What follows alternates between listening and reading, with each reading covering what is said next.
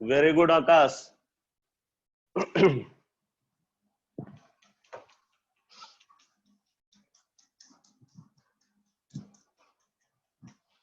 Epimers, epimers क्या होते हैं बेटा? डिफिनीशन लिखो, लिखो। Those diastereomers, those diastereomers, those diastereomers which differ in their arrangement, which differ in their arrangement about only one chiral center, which differ in their arrangement about only one chiral center are called apimers, are called apimers। तो बोल रहे हैं कि epimers वो डायास्टीरियोमर्स होते हैं जिनका arrangement सिर्फ एक कायरल सेंटर के अबाउट डिफर करता है, बाकी सारा अरेंजमेंट दोनों में आइडेंटिकल होता है, सिर्फ एक कायरल सेंटर के अबाउट अरेंजमेंट में डिफरेंस होता है, और इसी वजह से उनके बीच में object and mirror image relationship नहीं होती। तो इससे एक बात और कंफर्म होती है बेटा कि सारे एपीमर्स डायास्टीरियोमर्स होते हैं, बट सारे डायास्टीरियोमर्स एपीमर्स नहीं होते। आप इस बात को नोट कर लो, लिखो, all epimers are diastereomers, all epimers are diastereomers, all apimers are diastereomers, but all diastereomers are not apimers, but all diastereomers are not apimers। तो जैसे देखो, हमने कंसीडर किया ग्लूकोज, ग्लूकोज का स्ट्रक्चर को अगर आपको याद रखना है तो आप उसको ऐसे दिमाग में रखो कि ग्लूकोज के स्ट्रक्चर में जो करेक्ट फिशर प्रोजेक्शन होगा उसमें एल्डिहाइडिक ग्रुप ऊपर होगा, नीचे सब में CH2OH होता है, तीसरे कार्बन का OH लेफ्ट हैंड साइड में होता है, बाकी सारे कायरल सेंटर पे OH राइट हैंड साइड में होगा, तीसरे कार्बन का OH लेफ्ट हैंड साइड में होता है।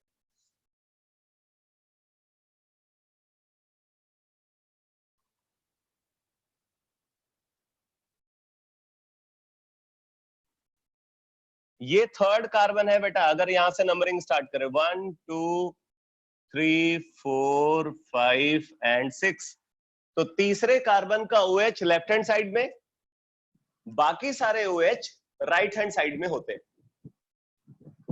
तो ये डी ग्लूकोज है, डी ग्लूकोज।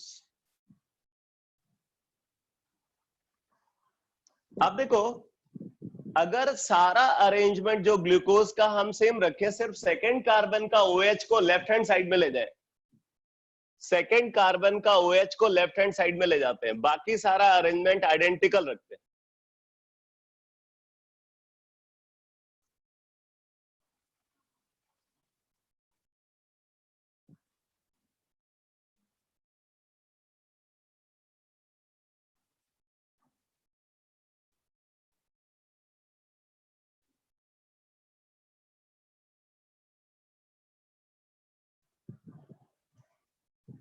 अगर सेकेंड कार्बन का OH को हम लेफ्ट हैंड साइड में ले जा रहे हैं, बाकी सारा OH ग्रुप का अरेंजमेंट वैसा ही है जैसा आप ग्लूकोज में देख रहे हो, तो मालूम है क्या बन जाता है? तब मैं बन जाता हूं, मैं, मैनोज, इसको बोलते हैं मैनोज। तो इस कंपाउंड को बोलते हैं बेटा डी मैनोज। मेरे नाम पे भी कंपाउंड है डी मैनोज। तो ये डी मैनोज है और ये डी ग्लूकोज है। अगर डी मैनोज और डी ग्लूकोज को कंसिडर किया जाए तो they differ only about second carbon, they differ only about second carbon, बाकी सारा अरेंजमेंट इनमें एक जैसा होता है। इस वजह से बेटा इनके बीच में object and mirror image relationship नहीं होती। इनके बीच में object and mirror image relationship नहीं होती, तो इसलिए इनको हम क्या बोलेंगे? एपीमर्स बोलेंगे। तो D glucose and D mannose are epimers. D glucose and D mannose are epimers. ये बात समझ में आ गई सबको? अरे समझ में आया?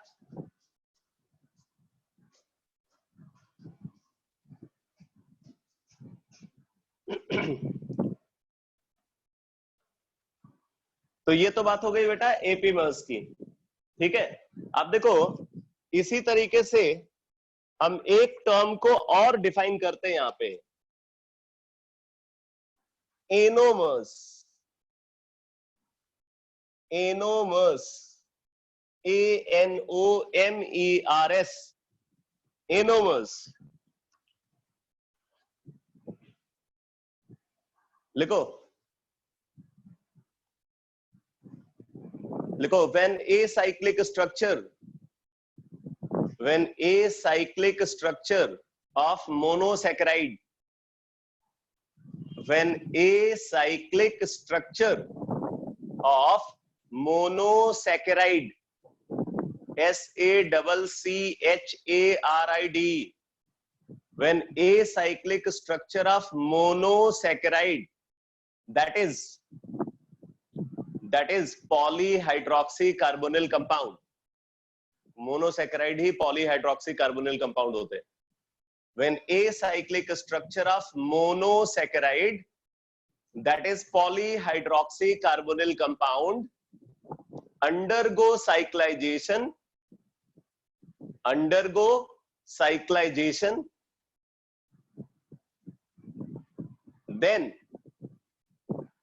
then their carbonyl carbon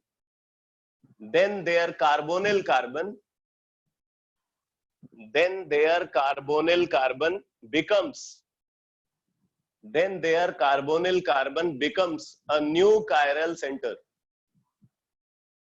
Then their carbonyl carbon becomes a new chiral center, also called anomeric carbon.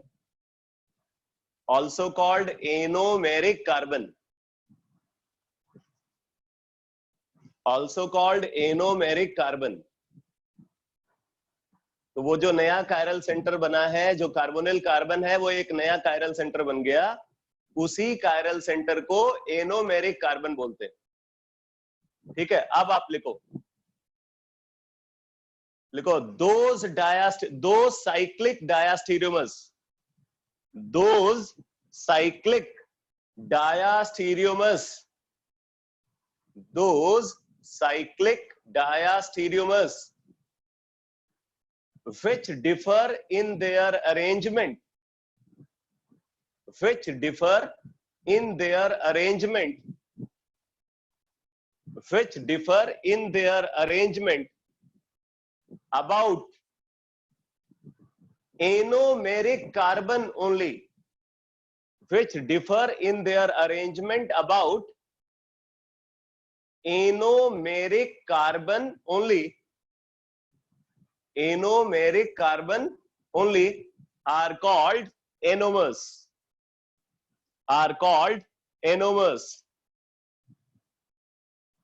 अब देखो बेटा, एनोमर्स में भी जो अरेंजमेंट है वो एक कायरल सेंटर के अबाउट डिफर करता है, और एपीमर्स में भी एक कायरल सेंटर के अबाउट अरेंजमेंट डिफर करता है। बट क्या है, जो एनोमर्स है वो हमेशा साइक्लिक होते हैं। एपीमर्स साइक्लिक और एसाइक्लिक दोनों हो सकते हैं।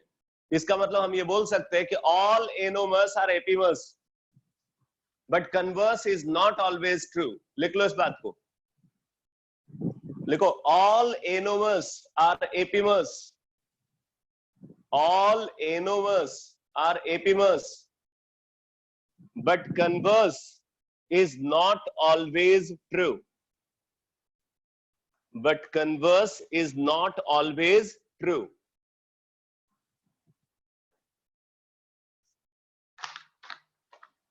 अब जरा देखो बेटा, ये साइक्लाइजेशन कैसे होता है, कैसे एनोमर्स का फॉर्मेशन होता है। देखो जैसे ये ग्लूकोज है, डी ग्लूकोज, हमने डी ग्लूकोज को कंसीडर किया,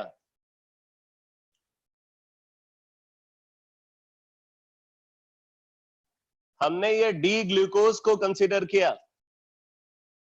अब देखो डी ग्लूकोज में जो 5th कार्बन का OH है, डी ग्लूकोज में बेटा जो 5th कार्बन का OH है, ये OH क्या करता है, as a nucleophile, as a nucleophile इस एल्डिहाइड पे अटैक करता है, कार्बोनिल कार्बन पे अटैक करता है। ये OH कहां पे है, 5th कार्बन पे। 5th कार्बन का जो OH है वो एज अ न्यूक्लियोफाइल इस एल्डिहाइड पे अटैक करता है। और जब ये 5th कार्बन का OH अटैक करेगा बेटा, अब आप बोलोगे ये 5th कार्बन का OH ही क्यों अटैक कर रहा है, क्योंकि जब ये वाला OH अटैक करता है ना तो 6 मेंबर्ड रिंग बनती है, और साइक्लिक कंपाउंड्स में 6 मेंबर्ड रिंग सबसे ज्यादा स्टेबल होती है। अगर ये वाला OH जो 6 कार्बन का OH है बेटा, अगर ये अटैक करेगा, 6th कार्बन का OH अगर अटैक करेगा बेटा, तो 7 मेंबर्ड रिंग बनेगी, और 7 मेंबर्ड रिंग अनस्टेबल होती है। ऐसे अगर 4th कार्बन का OH अटैक करेगा, अगर 4th कार्बन का OH अटैक करेगा, तब क्या होगा, तब 5 मेंबर्ड रिंग बनेगी, जो लेस स्टेबल होती है 6 मेंबर्ड रिंग के कंपेयर में। इसलिए हमेशा अटैक जो है ये 5th कार्बन के OH के थ्रू ही होगा। मैं पूरा एक्सप्लेनेशन आपको बता रहा हूं कि 5th कार्बन का OH ही क्यों अटैक करता है। अगर 5th कार्बन का OH as a nucleophile attack करता है, तो जो साइक्लिक स्ट्रक्चर बनेगा उसमें 6 मेंबर्ड रिंग होगी, जो सबसे स्टेबल रिंग होती है। इसलिए इसी OH के थ्रू अटैक होता है। अब जरा देखो, जब ये यहां पे अटैक करेगा तो क्या होगा, ये पाई बॉन्ड ऑक्सीजन को ट्रांसफर हो जाएगा, ये OH इस पे अटैक करेगा बेटा, पाई बॉन्ड ऑक्सीजन को ट्रांसफर हो जाएगा। यहां वाला हाइड्रोजन जो OH वाला हाइड्रोजन है, ये हाइड्रोजन यहां से फ्री होकर के इस ऑक्सीजन से कनेक्ट हो जाता है, कार्बोनिल ऑक्सीजन से ये हाइड्रोजन कनेक्ट हो जाएगा। ये वाला जो हाइड्रोजन आप देख रहे हो, ये हाइड्रोजन यहां से फ्री होकर के इस कार्बोनिल ऑक्सीजन से कनेक्ट हो जाता है। ये एक टाइप का टॉटोमेरिज्म भी आप बोल सकते हैं, जिसको रिंग चेन टॉटोमेरिज्म बोलते हैं। ये जो आप यहाँ पे देख रहे हो रीअरेंजमेंट, इसको रिंग चेन टॉटोमेरिज्म बोलते हैं। तो एक टाइप का ये रीअरेंजमेंट है जिसको हम रिंग चेन टॉटोमेरिज्म बोलेंगे। ठीक है, अब देखो क्या होता है, इसकी वजह से 2 स्ट्रक्चर फॉर्म हो जाते हैं, इसकी वजह से 2 स्ट्रक्चर फॉर्म होते हैं बेटा। ध्यान देना, 4 कायरल सेंटर पहले से प्रेजेंट है इसके अंदर। ये 2nd carbon, 3rd carbon, 4th carbon और 5th कार्बन, ये ऑलरेडी कायरल सेंटर है। और एक कायरल सेंटर और बनने वाला है, वो है 1st कार्बन। 1st कार्बन एक नया कायरल सेंटर यहां पे बन जाता है, और तब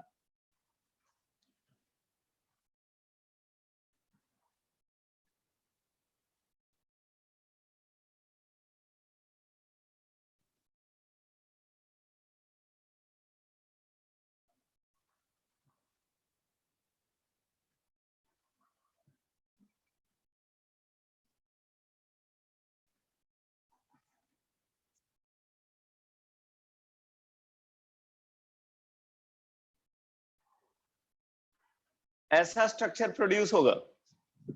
देखो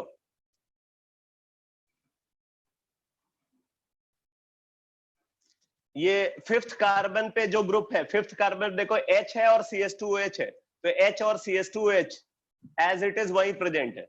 इसका जो OH वाला ऑक्सीजन है, ये ऑक्सीजन इसके साथ बॉन्ड बना रहे हैं। ये जो साइक्लिक स्ट्रक्चर मैं बना रहा हूं ना, इस साइक्लिक स्ट्रक्चर को रिप्रेजेंट करने के कई सारे मेथड्स हैं। ये जो मैं स्ट्रक्चर बना रहा हूँ, ये फिशर प्रोजेक्शन का ट्रांसफर बना रहा हूँ। इसके 2 और प्रोजेक्शन फॉर्मूला जो है वो डिफाइंड होते हैं। एक इसका हैवर्थ प्रोजेक्शन होता है, और एक इसका स्ट्रक्चर हम चेयर कन्फर्मेशन के टर्म्स में बनाते हैं। ठीक है, वो सब बायोमोलिक्यूल्स पर डिस्कस होगा, मैं यहाँ पे फिशर प्रोजेक्शन वाला जो स्ट्रक्चर है वही बता रहा हूँ। तो ये बेटा ये 5th कार्बन का अरेंजमेंट है। ऐसे 4th कार्बन का अरेंजमेंट को देखो तो उसमें कोई चेंज नहीं आया है, H और OH as it is present होंगे। इसी तरीके से 3rd कार्बन का जो अरेंजमेंट है उसमें भी कोई चेंज नहीं आया है, H और OH as it is present होंगे। ऐसे ही 2nd कार्बन का जो अरेंजमेंट है उसमें भी कोई चेंज नहीं आया, H और OH as it is present है। बट ये है बेटा 1st कार्बन जो पहले कायरल सेंटर नहीं था। ये 1st कार्बन है जो पहले कायरल सेंटर नहीं था। ये एक नया कायरल सेंटर यहाँ पे बन रहा है। तो अगर हम इस कायरल सेंटर को देखें तो यहाँ पे 2 अरेंजमेंट पॉसिबल है। पहला अरेंजमेंट में क्या होगा, H और OH। अब ये कौन सा H और कहां से OH बना, जरा देखो। ये एल्डिहाइड में हाइड्रोजन तो पहले से ही था, एल्डिहाइड ग्रुप में हाइड्रोजन पहले से है, तो वो हाइड्रोजन यहां दिखा रहे हैं। और ये जो डबल बॉन्ड O है बेटा, इसका पाई बॉन्ड तो ऑक्सीजन को ट्रांसफर हो गया और यहां वाला हाइड्रोजन फ्री होकर के इससे अटैच हो गया, तो ये OH बन गया है। ठीक है, तो उस OH को रिप्रेजेंट कर रहे हैं। ये 1st कार्बन जो आप देख रहे हो, 1st कार्बन एल्डिहाइड वाला स्टार मार्क किया हुआ है, वही कार्बन को हम यहां पे रिप्रेजेंट कर रहे हैं स्टार मार्क करके। इसी को एनोमेरिक कार्बन बोल रहे हैं। तो एक स्ट्रक्चर ये बन जाता है, प्लस एक स्ट्रक्चर और बनता है यहां पे।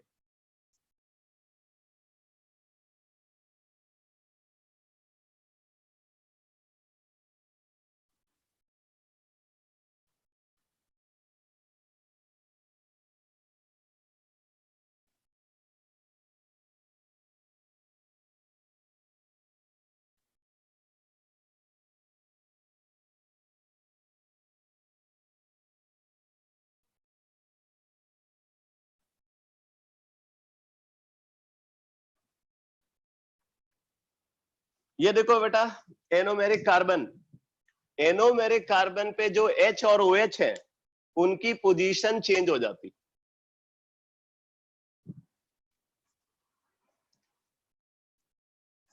इस तरीके से आप देखो 2 साइक्लिक प्रोडक्ट फॉर्म होते हैं। ठीक है, 2 साइक्लिक प्रोडक्ट फॉर्म होते हैं जिनका अरेंजमेंट सिर्फ एनोमेरिक कार्बन पे डिफर करता है, बाकी सारा अरेंजमेंट आइडेंटिकल होता है। इसीलिए इनके बीच में object and mirror image relationship नहीं होती। तो इनको हम यहाँ पे एनोमर बोलेंगे, दे आर एनोमर्स।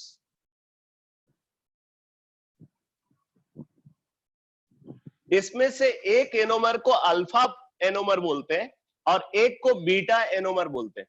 किसको अल्फा और किसको बीटा बोलेंगे वो भी क्लियर है, उसका भी एक स्टैंडर्ड रूल है। एनोमेरिक कार्बन का OH अगर राइट हैंड साइड में है, वर्टिकल लाइन के राइट हैंड साइड में एनोमेरिक कार्बन का OH है, तो उसको अल्फा एनोमर बोलते हैं। और अगर एनोमेरिक कार्बन का OH वर्टिकल लाइन के लेफ्ट हैंड साइड में है तो उसको बीटा एनोमर बोलते हैं। तो ये वाला जो एनोमर है इसको अल्फा बोलेंगे, अल्फा एनोमर, और इसको बोलेंगे बेटा beta anomer.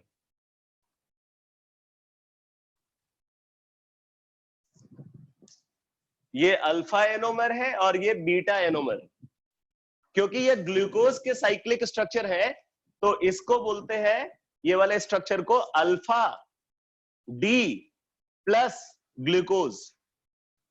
Alpha anomeric arrangement को बता रहा है, कैपिटल डी उसका कॉन्फ़िगरेशन बता रहा है, एब्सोल्यूट कॉन्फ़िगरेशन, प्लस उसका क्लॉकवाइज रोटेशन के करस्पॉन्डिंग है, और ग्लूकोज उसका नेम है। अल्फा डी प्लस ग्लूकोज, और इसको बोलेंगे बेटा बीटा डी प्लस ग्लूकोज।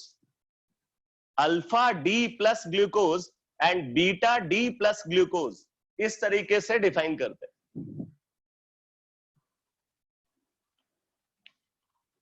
मैंने बायोमोलिक्यूल्स में डिस्कस होने वाले जो स्टीरियोकेमिस्ट्री के कॉन्सेप्ट्स हैं ना, वो कॉन्सेप्ट सारे आपको बता दिए यहीं पे।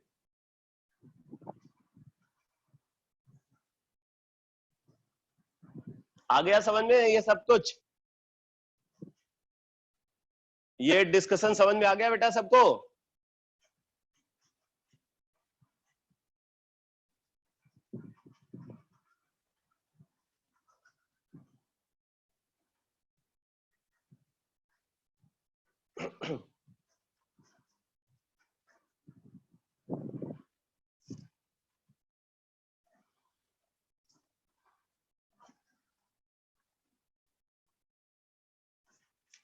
अब आप नोट करो ऑप्टिकल आइसोमेरिज्म का लास्ट कॉन्सेप्ट लिखो।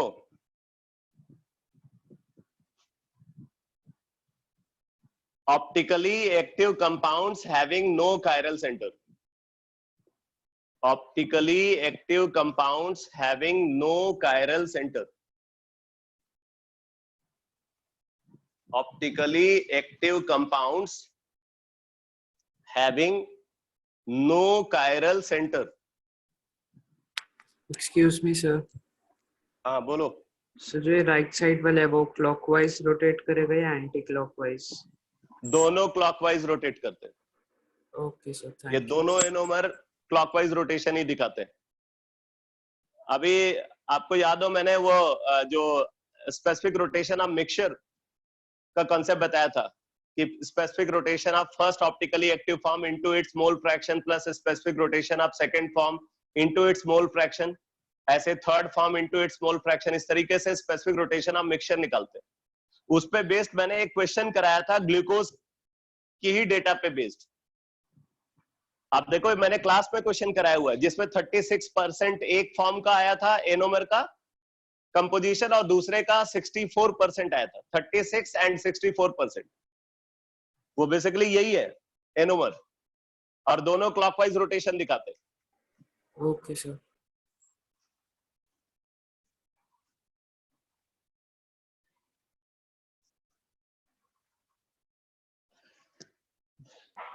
तो नोट करो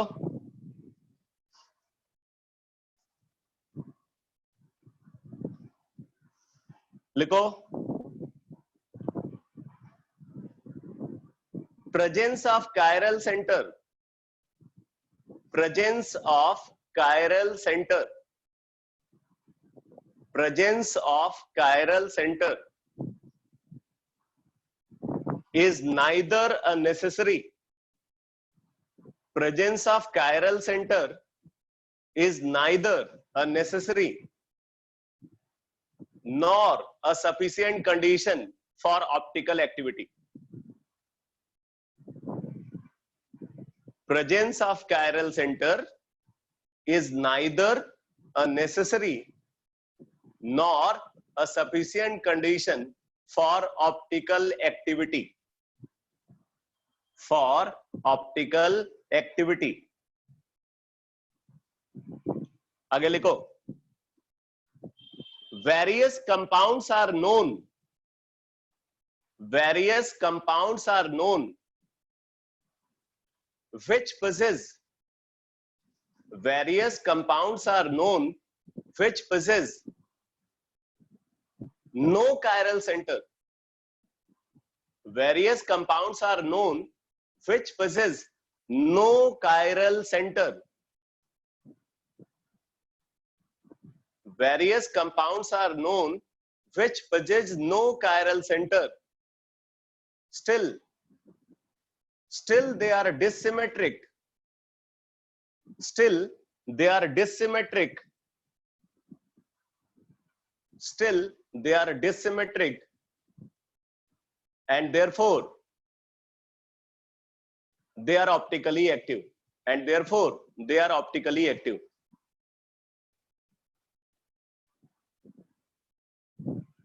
तो बेटा यहां पे बोला गया कि कायरल सेंटर का होना ऑप्टिकली एक्टिव होने के लिए न तो कोई रिक्वायर्ड क्राइटेरिया है न ये सफिशिएंट क्राइटेरिया। बोल रहे न तो ये एक सफिशिएंट क्राइटेरिया है न ये कोई रिक्वायर्ड क्राइटेरिया कि कायरल सेंटर होना ही चाहिए तभी कंपाउंड ऑप्टिकली एक्टिव होगा। बोल रहे हमारे पास ऐसे भी कंपाउंड्स हैं जिनमें कोई कायरल सेंटर नहीं होता, उसके बावजूद भी वो कंपाउंड डिसिमेट्रिक होते, और क्योंकि वो डिसिमेट्रिक है इसलिए वो ऑप्टिकली एक्टिव होते। तो अब क्वेश्चन ये उठता है कि वो कौन कौन से कंपाउंड हैं जो बिना कायरल सेंटर के भी ऑप्टिकली एक्टिव होते हैं। तो आप नोट करो compounds belonging to this category, compounds belonging to this category, compounds belonging to this category are compounds belonging to this category are number one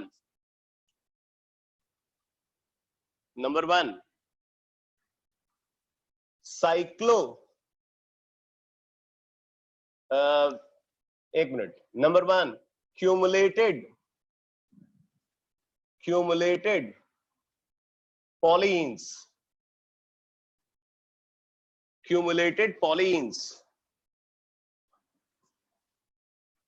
number two spirenes,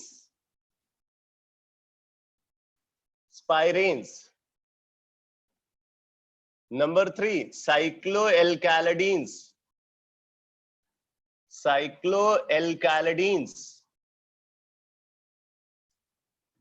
and number four biphenyls.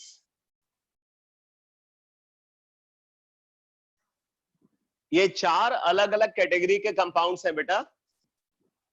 Number one cumulated polyene, number two spirenes, number three cycloalkalidenes and number four biphenyls.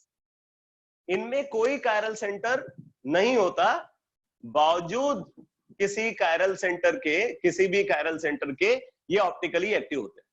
But optically active होने के लिए कुछ condition required है, वो condition fulfil होनी चाहिए. तो मैं इनको वन बाय वन डिस्कस कर रहा हूं.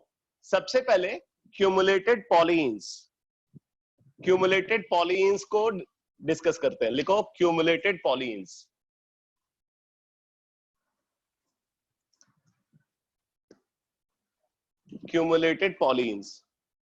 मैंने आपको पहले भी बताया था कि जो पॉलीन्स होते हैं वो तीन टाइप के होते हैं, कंजुगेटेड, क्यूमुलेटेड, आइसोलेटेड. उसमें कंजुगेटेड और आइसोलेटेड का केस मैंने पहले कंसीडर किया था, क्यूमुलेटेड वाला केस मैंने छोड़ दिया था. इसी वजह से अब मैं क्यूमुलेटेड वाला केस को डिस्कस करूं. तो क्यूमुलेटेड पॉलीन्स में क्या होता है, अगर एक कार्बन के दोनों साइड में डबल बॉन्ड, जैसे ये क्यूमुलेटेड डाइईन है, ठीक है, ये क्यूमुलेटेड डाइईन है. ऐसे ही अगर इसको कंसीडर करें तो ये क्यूमुलेटेड ट्राइईन है,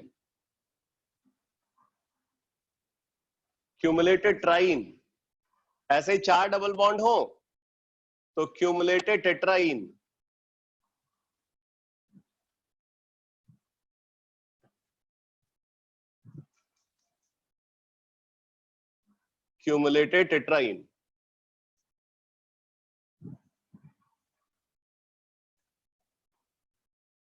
देखो बेटा, इसमें ये जो क्यूमुलेटेड डाइईन है, क्यूमुलेटेड डाइईन को एलीन भी बोला जाता है. एलीन, ALLENE, allene. Accumulated diene is also called एलीन. अब इनके स्ट्रक्चर में एक डिफरेंस होता है. अब जरा समझना इनके स्ट्रक्चर में क्या डिफरेंस है. बोले किसी भी क्यूमुलेटेड पॉलीन को अगर हम कंसीडर करें जिसके अंदर even number of double bond है, क्यूमुलेटेड पॉलीन जिसके अंदर even number of double bond है, वो हमेशा नॉन प्लेनर होगा. जबकि क्यूमुलेटेड पॉलीन जिसमें odd number of double bond है वो हमेशा प्लेनर होगा. और आपको मैंने बताया हुआ है कि कोई भी प्लेनर मॉलिक्यूल कभी ऑप्टिकली एक्टिव नहीं हो सकता, क्योंकि वो पूरा का पूरा मॉलिक्यूलर प्लेन ऑफ सिमेट्री के अंदर आ जाता है. ठीक है, तो ऐसे मॉलिक्यूल को हम सिमेट्रिक मॉलिक्यूल बोलते हैं. तो क्यूमुलेटेड पॉलीन जिसमें odd number of double bond है वो प्लेनर होगा, इसलिए वो कभी ऑप्टिकली एक्टिव नहीं होगा. जबकि क्यूमुलेटेड पॉलीन जिसमें even number of double bond है वो प्लेनर होगा. अगर कुछ और कंडीशन रिक्वायर्ड है वो फुलफिल होती है तो ऑप्टिकली एक्टिव होगा. तो आप इस बात को नोट कर लो. लिखो cumulated polyene containing odd number of double bond, accumulated polyene containing odd number of double bond are planar.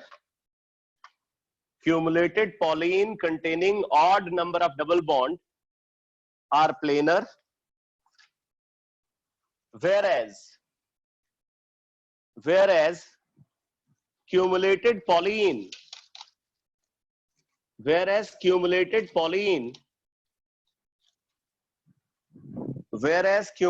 polyene containing even number of double bond whereas cumulated polyene containing even number of double bond are non-planar. Whereas cumulated polyene containing even number of double bond are non-planar.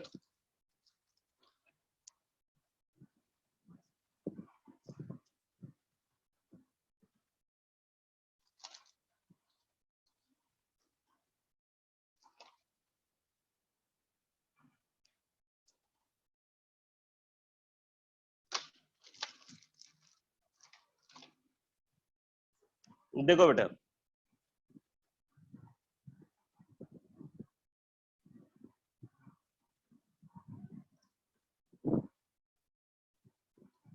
ये structure को देखो,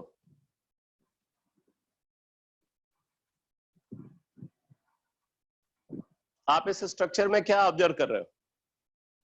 अगर आप इस structure को देखो तो ये वाले जो दो ग्रुप हैं, ये ग्रुप अलग प्लेन में लाई कर रहे हैं और ये वाले ग्रुप अलग प्लेन में लाई कर रहे हैं. इनका प्लेन हॉरिजॉन्टल है, ठीक है, और जबकि इनका प्लेन क्या है? वर्टिकल. देख रहे हो? यहाँ पे आप देखना, एक कार्बन ये है, एक कार्बन ये है, एक कार्बन ये है, एक कार्बन ये है. ये बीच वाला कार्बन जो है ना, ये sp हाइब्रिडाइज्ड है, बीच वाला sp, और टर्मिनल वाले दोनों sp2 हाइब्रिडाइज्ड है.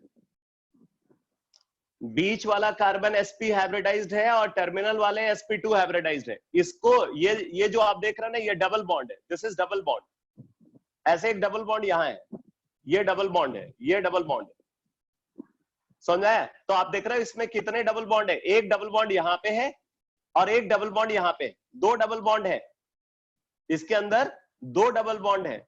तो दो डबल बॉन्ड है यानी कि even number of double bond है. और आप देख रहे हो कि प्लेन कैसा, यहाँ पे मॉलिक्यूलर प्लेन कैसा है? मॉलिक्यूलर प्लेन अगर आप देखो तो ये क्या है? नॉन प्लेनर है बेटा. ये नॉन प्लेनर है क्योंकि इनका मॉलिक्यूलर प्लेन डिफरेंट है. इधर वाला पार्ट अगर हॉरिजॉन्टल प्लेन में लाई कर रहा है तो ये वाला पार्ट वर्टिकल प्लेन में लाई कर रहा है. इसलिए ये नॉन प्लेनर स्ट्रक्चर है. लेकिन कब है? जब इसके अंदर even number of double bond. अब देखो, मैं एक डबल बॉन्ड और बढ़ा रहा हूं, यहां एक डबल बॉन्ड को और इंक्रीज कर रहा हूं मैं.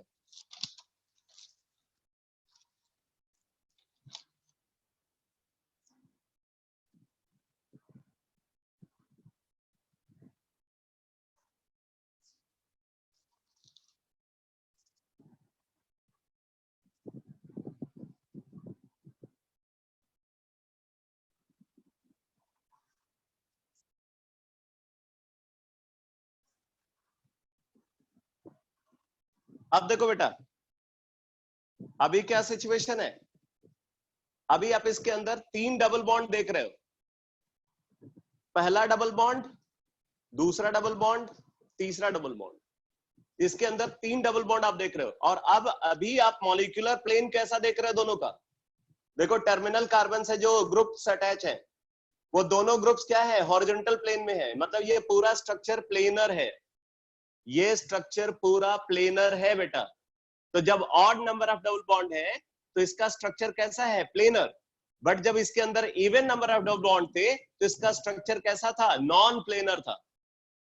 तो क्यूमुलेटेड पॉलीन जिसमें odd number of double bond होते हैं वो हमेशा वो हमेशा प्लेनर होगा. जबकि जिसमें even number of double bond होंगे वो हमेशा नॉन प्लेनर होगा. अब बताओ, ये बात आपको समझ में आई या नहीं? ये समझ में आया बेटा?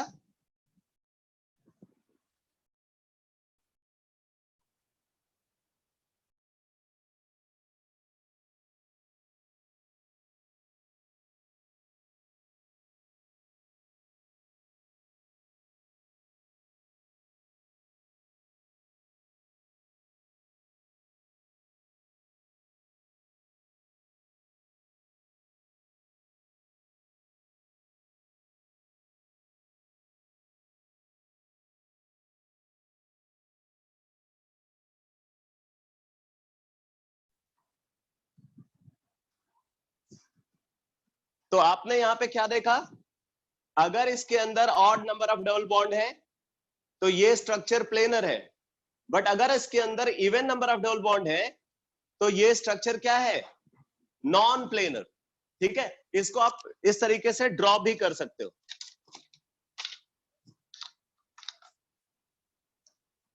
अब मैं इसको 3 डायमेंशनली रिप्रेजेंट करके दिखाता हूं। जैसे अगर मान लो यहाँ पे x ग्रुप है, यहाँ पे y है, यहाँ पे x, यहाँ पे y, इसका हाइब्रिडाइजेशन है बेटा sp2, इसका हाइब्रिडाइजेशन है sp, इसका हाइब्रिडाइजेशन है sp2, sp2 sp sp2। ठीक है, अब अगर हम इसको रिप्रेजेंट करें 3 डायमेंशनली तो देखो ऐसा रिप्रेजेंटेशन होगा। ये टर्मिनल वाले कार्बन को हमने दिखाया, यहाँ पे ट्रायगोनल प्लेनर अरेंजमेंट होना चाहिए क्योंकि ये sp2 हाइब्रिडाइज्ड, क्योंकि ये sp2 हाइब्रिडाइज है इसलिए ट्रायगोनल प्लेनर अरेंजमेंट होना चाहिए। ठीक है, और इधर ये sp हाइब्रिडाइज कार्बन प्रेजेंट है। अब देखो इस कार्बन के पास, इसके पास एक अनहाइब्रिडाइज p ऑर्बिटल होगा, अनहाइब्रिडाइज p ऑर्बिटल, जो बगल वाले कार्बन के अनहाइब्रिडाइज p ऑर्बिटल के साथ साइड वाइज ओवरलैप कर रहा है।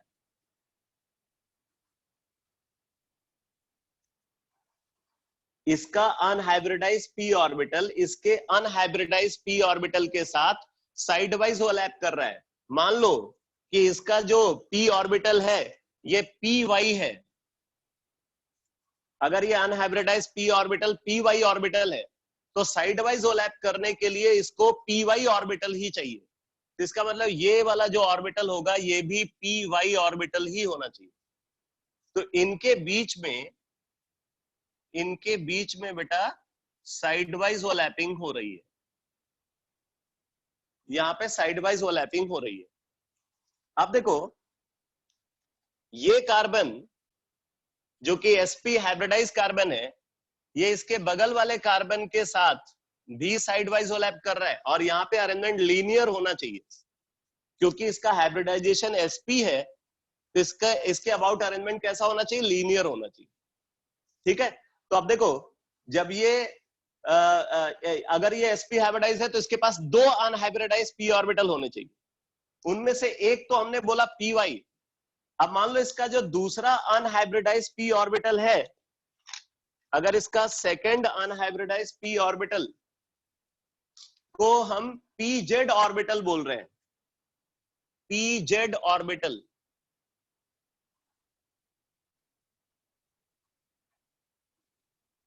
अगर दूसरा अनहाइब्रिडाइज p ऑर्बिटल को pz ऑर्बिटल बोल रहे हैं,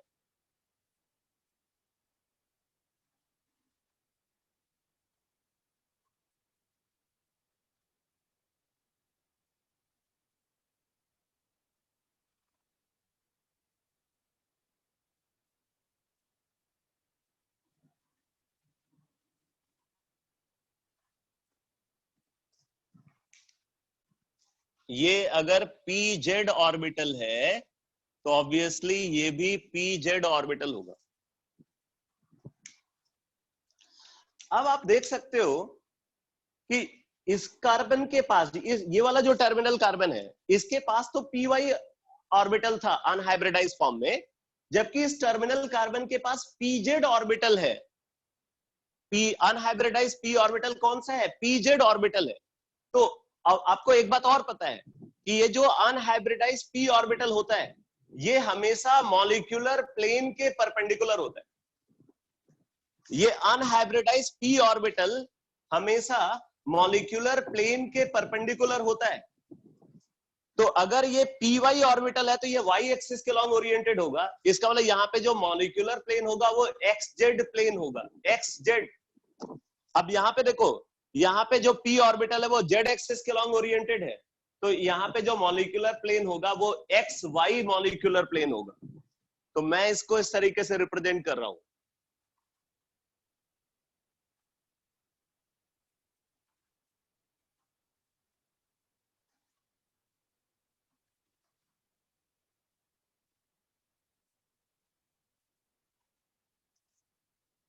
क्योंकि ये दोनों बॉन्ड बोर्ड के प्लेन में है बेटा। अगर बोर्ड का प्लेन को हमने एक्सजेड मॉलिक्यूलर प्लेन बोला, ये बोर्ड का प्लेन जो है एक्सजेड प्लेन है, तो ये जो है बोर्ड के प्लेन के परपेंडिकुलरली प्लेन में लाई कर रहे हैं, इससे इनको हमें अलग बॉन्ड से दिखाना पड़ा, वेस्ट और डैश बॉन्ड से। तो यहाँ पे अगर एक्स ग्रुप है तो यहाँ पे वाई ग्रुप होगा, ऐसे इनमें से अगर एक पे एक्स होगा तो दूसरे पे वाई होगा। ये रिप्रेजेंटेशन एलीन का है जब उसके अंदर even number of double bond है, जिसमें आप देख रहे हो कि ये नॉन प्लेनर दिख रहा है आपको। अगर यही odd number of double bond वाला केस होता तब जरा देखना कैसा अरेंजमेंट होता है।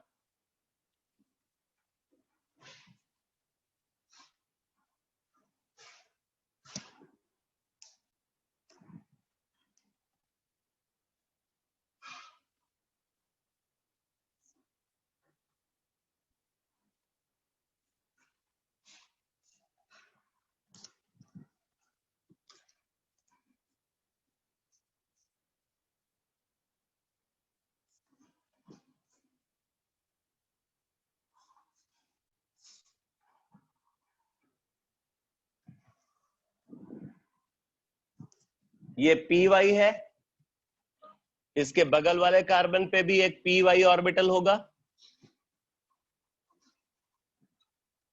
और ये अनहाइब्रिडाइज पी ऑर्बिटल के बीच में साइडवाइज ओवरलैपिंग ऑब्जर्व हो रही है। इसी तरीके से अगर हम इस कार्बन को देखें तो इसके पास एक और अनहाइब्रिडाइज पी ऑर्बिटल होगा, मान लो ये पीजेड ऑर्बिटल है, तो ये अपने बगल वाले कार्बन के साथ साइडवाइज ओवरलैप कर रहा है, तो वो भी पीजेड ऑर्बिटल होना चाहिए। तो यहाँ पे इनके बीच में साइडवाइज ओवरलैपिंग ऑब्जर्व हो रही है। आप देखो ये कार्बन के पास एक और अनहाइब्रिडाइज पी ऑर्बिटल है,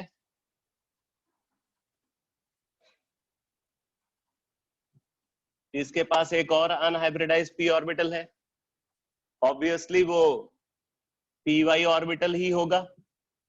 अब ये पी वाई ऑर्बिटल इस कार्बन के अनहाइब्रिडाइज पी ऑर्बिटल जो कि पी वाई ऑर्बिटल ही होना चाहिए, उसके साथ साइडवाइज ओवरलैप कर रहा होगा।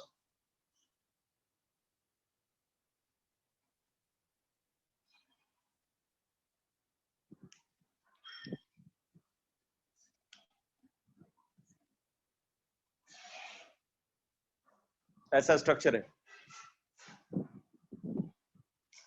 तो आप क्या देख रहे हो, जब odd number of double bond है तो odd number of double bond के केस में जो मॉलिक्यूलर स्ट्रक्चर है वो प्लेनर है।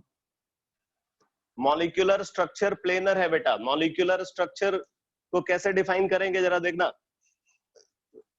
ये जो ग्रुप्स है ना, ये ग्रुप्स जिस प्लेन में लाई कर रहे हैं, ये एक मॉलिक्यूलर प्लेन है। उसी तरीके से इधर जो ग्रुप्स हैं, ये ग्रुप्स एक प्लेन में लाई कर रहे हैं, उसको हम मॉलिक्यूलर प्लेन बोल रहे हैं।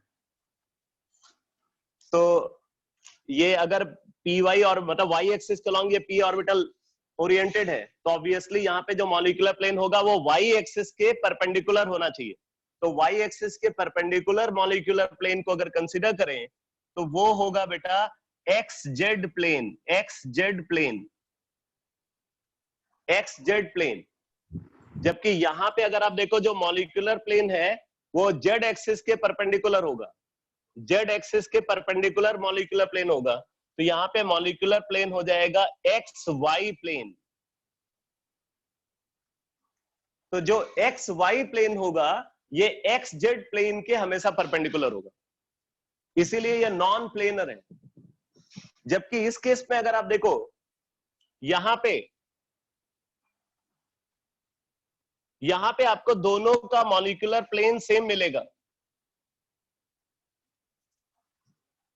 ये वाला प्लेन और ये वाला मॉलिक्यूलर प्लेन सेम है। अगर ये एक्स जेड प्लेन है, एक्स जेड प्लेन,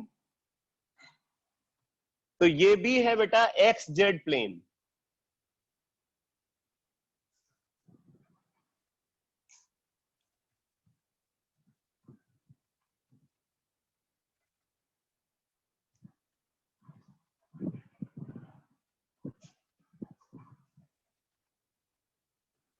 ये केमिकल बॉन्डिंग का एक एक्सट्रीम केस है,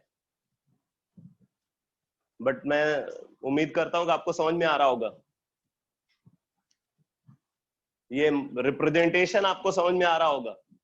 बोलो भाई।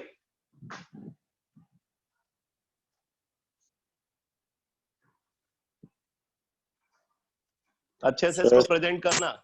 हाँ बोलो सर। सर ये जो दूसरे में है उसमें बीच वाला तो आउट ऑफ प्लेन अभी तो आएगा। बीच वाला क्या? Out of plane. ये वाला पार्ट ना? Yes sir. हाँ वो ऑब्वियसली वो जो अनहाइब्रिडाइज्ड पी ऑर्बिटल है वो दूसरे प्लेन में लाई कर रहा है। ये जिस प्लेन में लाई कर रहा है उसके परपेंडिकुलर प्लेन में ये लाई कर रहा है। हमें सिर्फ एटम्स को देखना है बेटा, ऑर्बिटल को नहीं देखना। ये तो अनहाइब्रिडाइज्ड पी ऑर्बिटल्स है ना। यस सर, आगे सर।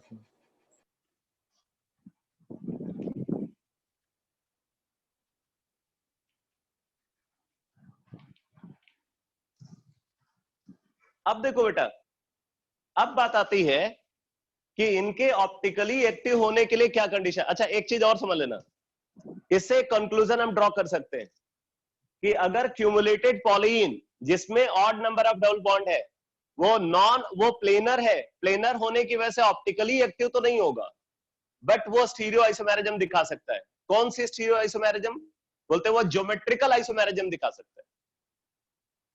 ठीक है, odd number of double bond वाला जो क्यूमुलेटेड पॉलीन है वो ज्योमेट्रिकल आइसोमेरिज्म में पार्टिसिपेट कर सकता है, जबकि even number of double bond वाला जो क्यूमुलेटेड पॉलीन है वो ऑप्टिकल आइसोमेरिज्म में पार्टिसिपेट कर सकता है।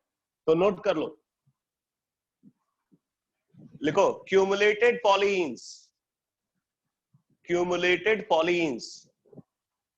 in which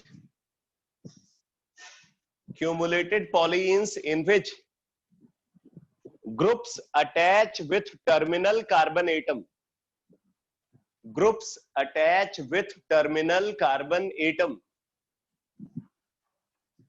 accumulated polyenes in which groups attach with terminal carbon atom is different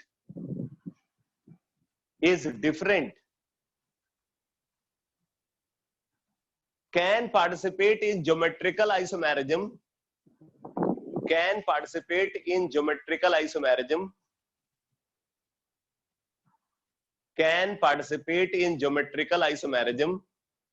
if they have odd number of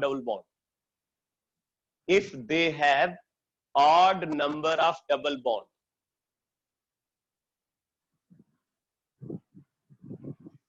however they can participate in optical isomerism,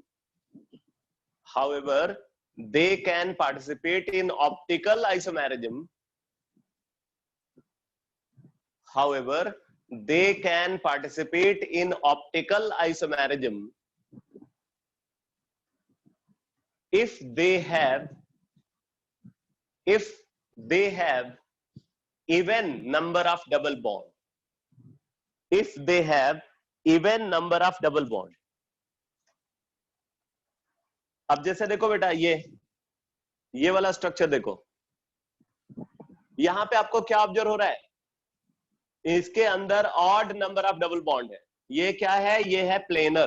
देखो ये planar है, same plane में लाई कर रहा है। ठीक है, अब आप देखो ये जो ग्रीन कलर वाला ग्रुप इसमें लगा हुआ है और ग्रीन कलर वाला ग्रुप इसमें इधर जो लगा हुआ है, ये दोनों क्या है? अपोजिट साइड में है। ये वाला ग्रुप और ये वाला ग्रुप अपोजिट साइड में है। अपोजिट साइड में है इसलिए हम इसको क्या बोलेंगे? ट्रांसफॉर्म बोलेंगे। ये ट्रांसफॉर्म है। लेकिन अगर यही ग्रुप सेम साइड में लग जाए, अगर ये सेम साइड में लग जाए बेटा,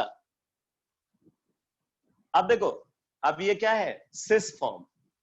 तो ये सिस है और अगर यही अपोजिट लग जाए तो ट्रांस है। तो यहां पे सिस ट्रांस आइसोमेरिज्म पॉसिबल है।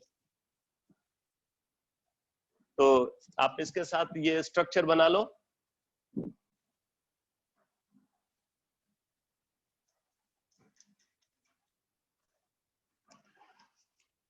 अगर यहां पे CH3 है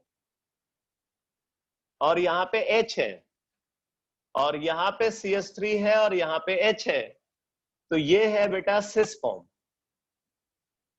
सिस फॉर्म। और अगर यहां पे CH3 है, यहां पे H है और यहां पे H है और यहां पे CH3 है, तो ये है ट्रांसफॉर्म।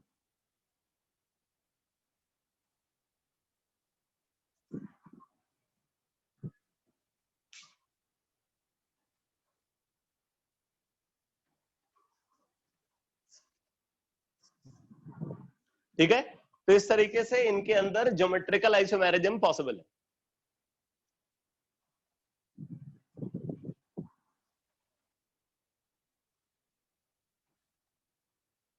अभी ऑड नंबर वाला डबल बॉन्ड वाला केस डिस्कस करने वाला हूं।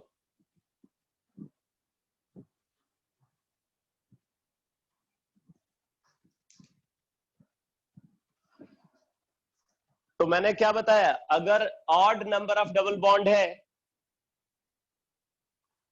Odd number of double bond है और टर्मिनल कार्बन पे प्रेजेंट ग्रुप डिफरेंट है, तो ज्योमेट्रिकल आइसोमेरिज्म पॉसिबल होगा। जैसे आप यहां पे देख रहे हो, यहाँ CH3 है, यहाँ H है, यहाँ पे CH3, यहाँ पे H। आपने देखा दोनों CH3 सेम साइड में सिस फॉर्म, दोनों CH3 अपोजिट साइड में ट्रांसफॉर्म।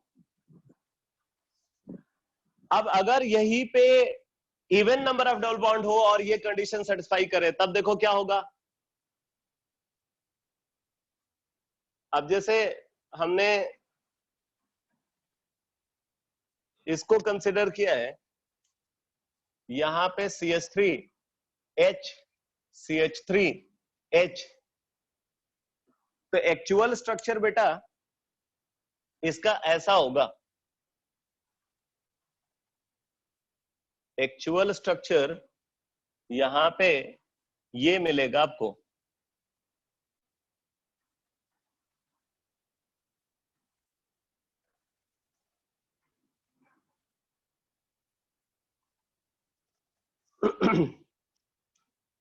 यहां पे CH3, यहां पे H, यहां CH3 और यहां H।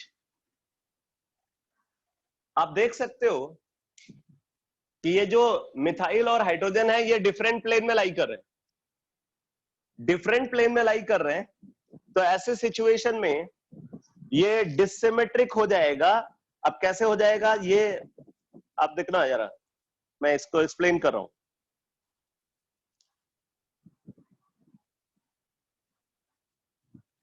देखो ये नॉन प्लेनर है बेटा, नॉन प्लेनर है। अगर मान लो आप इसको, ये वाला पार्ट को प्लेन ऑफ सिमेट्री में लेते हो, इसको प्लेन ऑफ सिमेट्री में लेते हो, तो ये प्लेन ऑफ सिमेट्री कैसे पास करेगी? ये प्लेन ऑफ सिमेट्री इन दोनों ग्रुप को अपने अंदर कंटेन करेगी।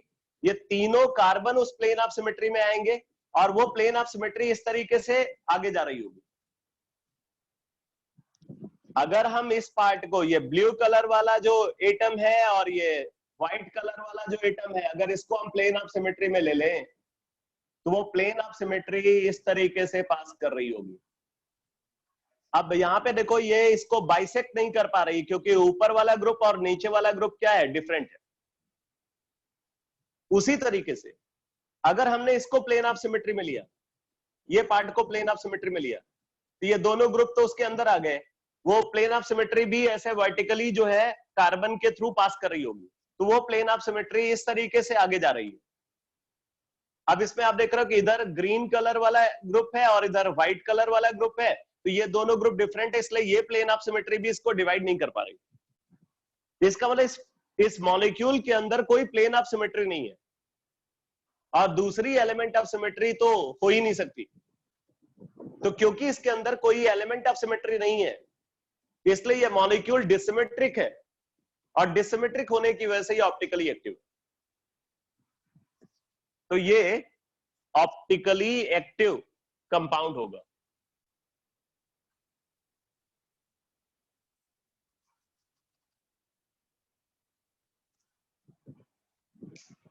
अगर ये ऑप्टिकली एक्टिव कंपाउंड है बेटा, तो क्या होगा, एक तो ये स्ट्रक्चर होगा और दूसरा इसका मिरर इमेज होगा, ये होगा और सामने अगर मिरर रख दो तो इसकी इमेज, तो एनहांस्यूमर, दो एनहांस्यूमर एग्जिस्ट करेंगे, but without any chiral centre. इनके अंदर कोई कायरल सेंटर नहीं है, फिर भी ये ऑप्टिकली एक्टिव। तो ये समझ में आ गया क्यूमुलेटेड पॉलीइन के ऑप्टिकली एक्टिव होने की कंडीशन। ठीक है, क्या है कंडीशन? पहली बात, क्यूमुलेटेड पॉलीइन में even number of double bond हो। दूसरी बात, वहां पे जो टर्मिनल कार्बन है, टर्मिनल कार्बन से अटैच ग्रुप डिफरेंट होने चाहिए। ध्यान से सुन लो, cumulated polyene having even number of double bond and where groups attached with terminal carbon atom is different are dissymmetric and therefore they are optically active.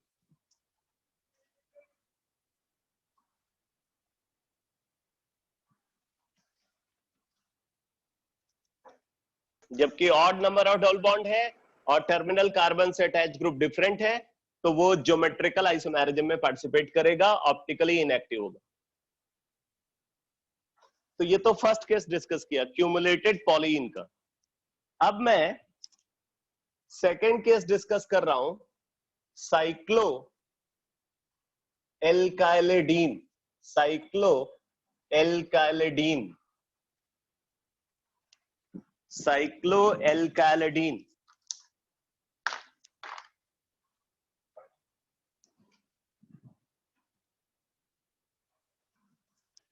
देखो बेटा, cyclo एल्काइलेडीन ही मैंने क्यों कंसीडर किया, जबकि सीक्वेंस में इसको थर्ड पे लिखवाया हुआ है मैंने, बट यहाँ पे मैं इसको सेकंड पोजीशन पे इसी को डिस्कस कर रहा हूं।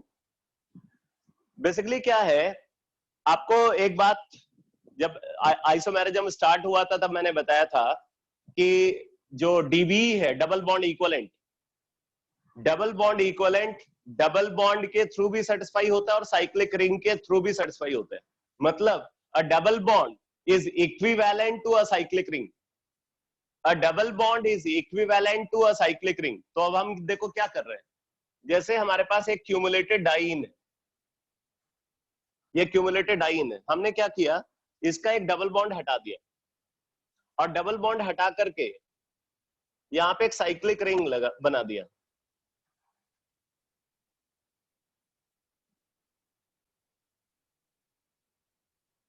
एक डबल बॉन्ड हटा करके हमने साइक्लिक रिंग यहाँ पे बना दिया, तो अब इसको साइक्लो एल्काइलेडीन बोलेंगे। अब ये साइक्लो एल्काइलेडीन है। मैं यहाँ पे आपको बना के दिखाता हूं।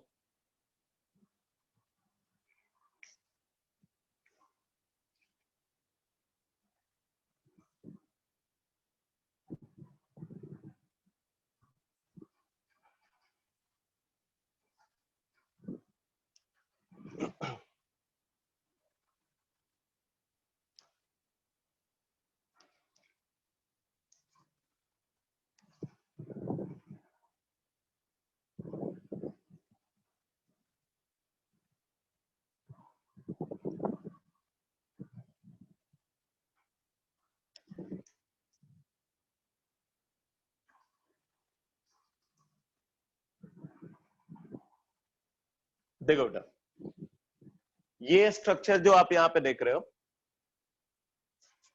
अब देखो सेम स्ट्रक्चर को मैंने इस तरीके से रिप्रेजेंट किया है। बोर्ड पे जो स्ट्रक्चर बना हुआ है और ये स्ट्रक्चर अगर आप देखो तो ये दोनों स्ट्रक्चर आइडेंटिकल है। ये 4 मेंबर्ड रिंग है यहाँ पे और इधर डबल बॉन्ड। ठीक है, बोर्ड का स्ट्रक्चर और ये स्ट्रक्चर आपको आइडेंटिकल दिख रहे होंगे, दिख रहे भाई? अरे दिख रहे कि नहीं? ये 4 मेंबर्ड रिंग है यहाँ पे और ये कार्बन कार्बन डबल बॉन्ड। ठीक है, तो ये साइक्लो एल्काइलेडीन। साइक्लो एल्काइलेडीन में अगर आप देखो, ये जो टर्मिनल कार्बन है, यहाँ पे जो ग्रुप है टर्मिनल कार्बन का ग्रुप, उसका प्लेन देखना क्या है, हॉरिजॉन्टल। इस टर्मिनल कार्बन के ग्रुप का प्लेन क्या है, horizontal.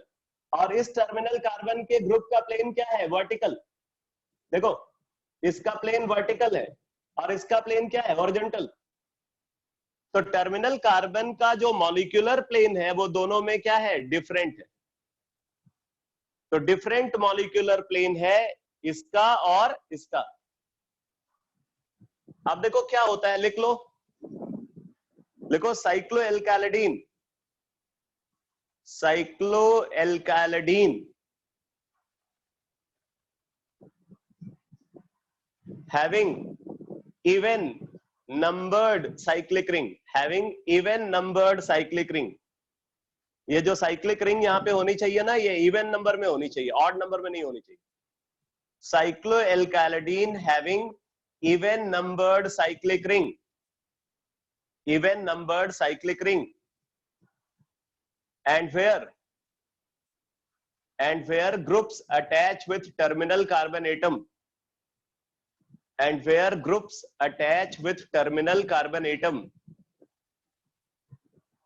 is different, and where groups attach with terminal carbon atom is different, are dissymmetric,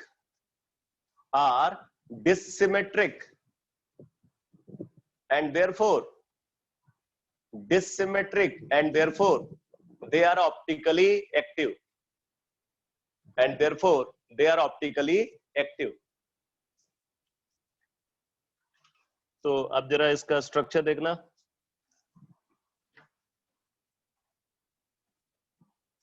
अगर ऑर्बिटल डायग्राम के बेसिस पे इसका स्ट्रक्चर ड्रॉ करें,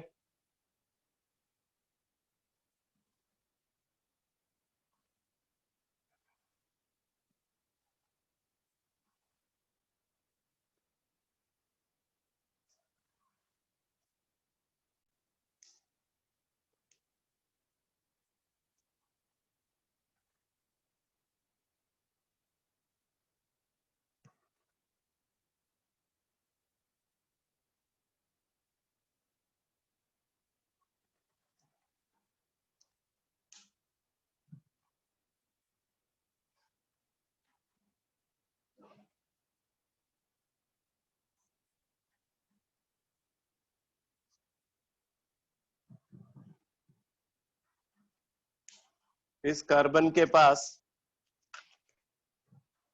इसमें देखो ये वाला कार्बन जो है बेटा, ये वाला कार्बन sp2 हाइब्रिडाइज्ड है, ये sp2 हाइब्रिडाइज्ड कार्बन है क्योंकि यहाँ डबल बॉन्ड है।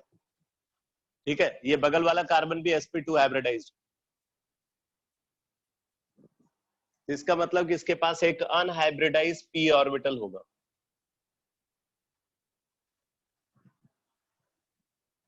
इसके बगल वाले कार्बन पे भी अनहाइब्रिडाइज्ड p ऑर्बिटल होगा।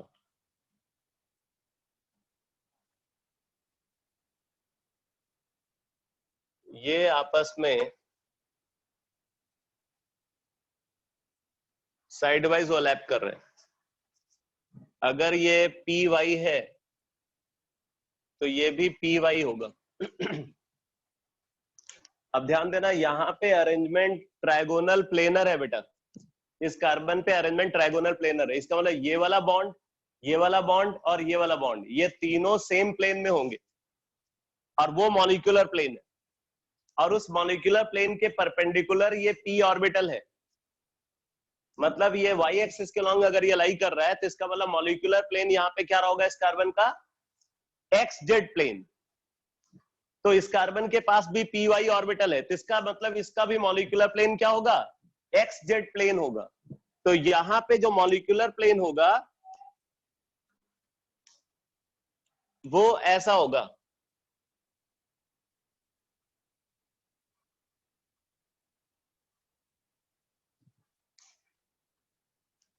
मतलब इसका मॉलिक्यूलर प्लेन और ये रिंग का जो मॉलिक्यूलर प्लेन है वो सेम होगा। जिस प्लेन में ये रिंग लाई करेगी उसी प्लेन में ये CH3 और H भी लाई करेगा, लेकिन ये CH3 और H डिफरेंट प्लेन में होंगे। ठीक है, ये CH3 और H डिफरेंट प्लेन में होंगे। बाकी ये जो दो कार्बन है, इन दो कार्बन पे एक एक हाइड्रोजन, मतलब दो दो हाइड्रोजन प्रेजेंट होंगे, एक वेज से और एक डैश से।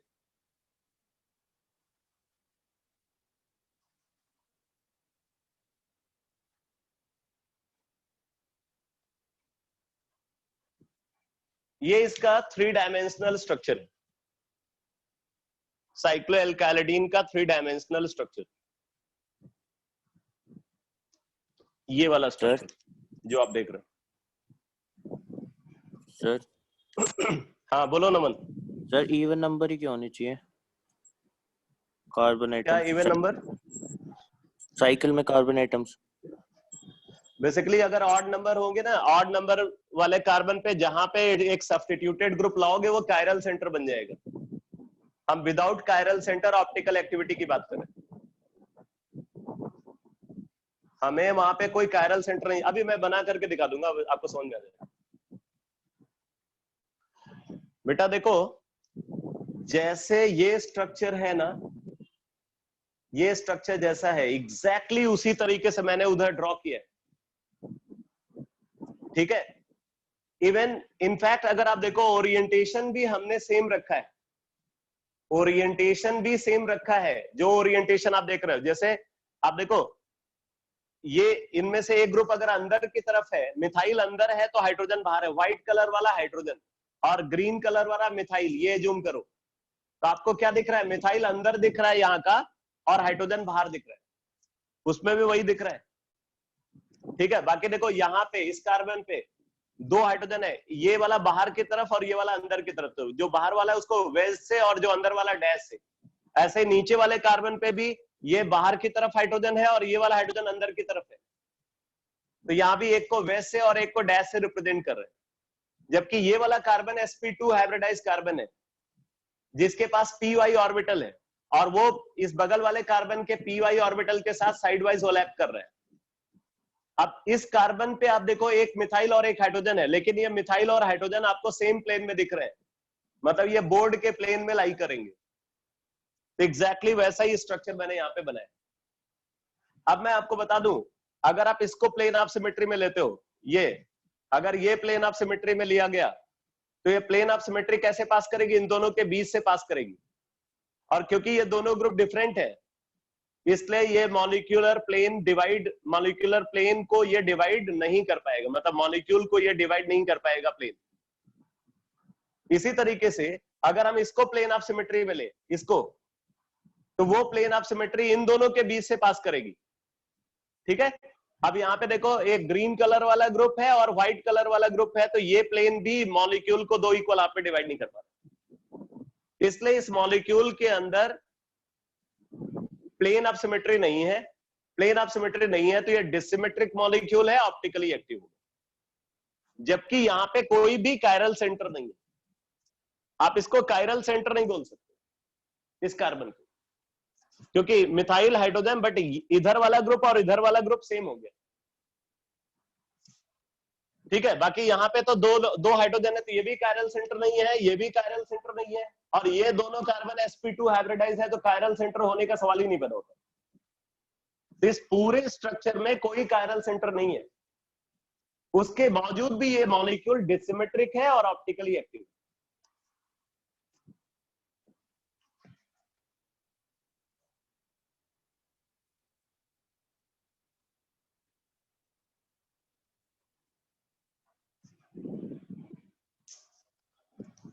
अब जरा वो ऑड नंबर वाला केस एक समझ लेना।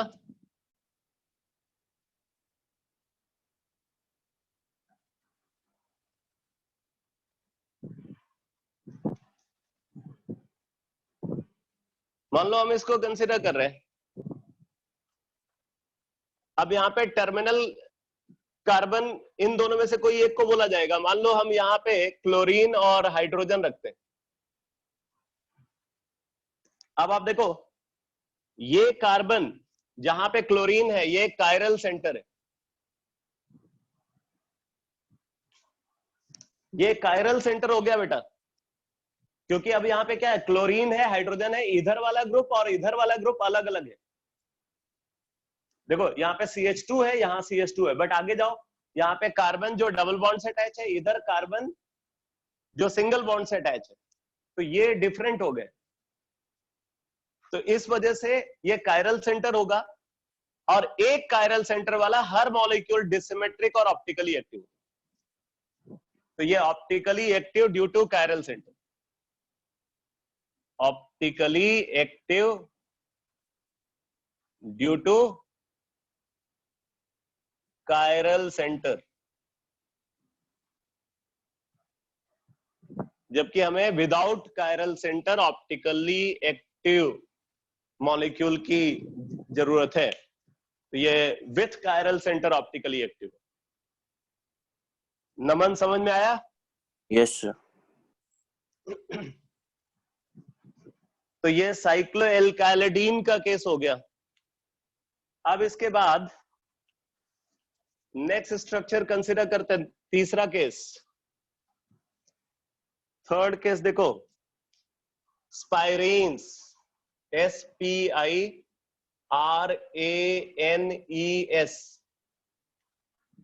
बेटा देखो, स्पाइरेन नेम जो है ना, ये स्पाइरो कंपाउंड से आया है। स्पाइरो कंपाउंड से स्पाइरीन नेम को हमने डिफाइन किया। आप जरा देखो,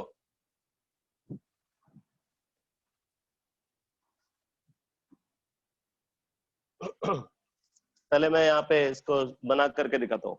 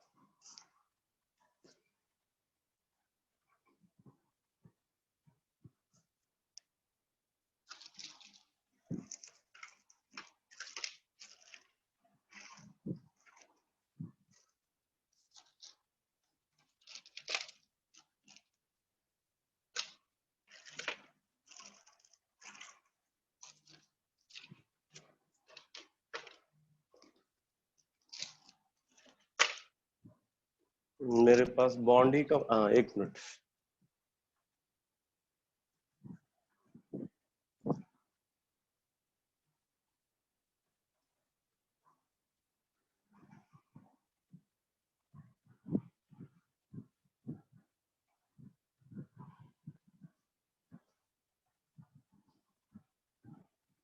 देखो बेटा, ये स्पाइरीन है, बाईसाइक्लिक, दो रिंग है इसके अंदर। देखो ये वाली रिंग आपको वर्टिकल प्लेन में दिखाई पड़ रहा है और ये वाली रिंग हॉरिजॉन्टल प्लेन में दिखाई। अगर मैं इसको घुमा दूं तब ये वर्टिकल में और ये हॉरिजॉन्टल में, ठीक है? ये वाला रिंग वर्टिकल में और ये हॉरिजॉन्टल में, और घुमा दिया जाए तो ये वर्टिकल में और दूसरा वाला हॉरिजॉन्टल में। तो ये स्पाइरीन बोला जाता है, स्पाइरो कंपाउंड। स्पाइरो कंपाउंड में क्या होता है, दो साइक्लिक रिंग होती है और दोनों रिंग के बीच में एक कार्बन जो sp3 हाइब्रिडाइज्ड है, वो कार्बन कॉमन होता है। ये वाला कार्बन जो है ये दोनों में कॉमन है, ठीक है? इन दोनों रिंग में ये वाला कार्बन कॉमन है। तो कैसे मिला ये स्पाइरेन? जो क्यूमुलेटेड डाइईन था उसके दोनों डबल बॉन्ड को हमने साइक्लिक रिंग से रिप्लेस कर दिया। पहले एक डबल बॉन्ड को रिप्लेस किया था तो साइक्लोएल्काइलिडीन मिला था, दूसरे को भी रिप्लेस कर दिया साइक्लिक रिंग से तो स्पाइरेन मिल जाएगा। बट यहाँ पे जो स्पाइरेन होना चाहिए, उस स्पाइरेन में प्रेजेंट दोनों रिंग इवन मेंबर्ड होनी चाहिए, ठीक है? तो लिख लो, लिखो spiro compounds, SPIRO, spiro compounds where both ring are even membered,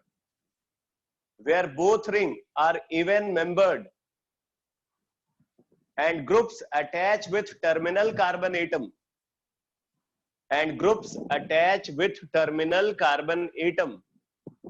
is different, and groups attached with terminal carbon atom is different, are dissymmetric and therefore they are optically active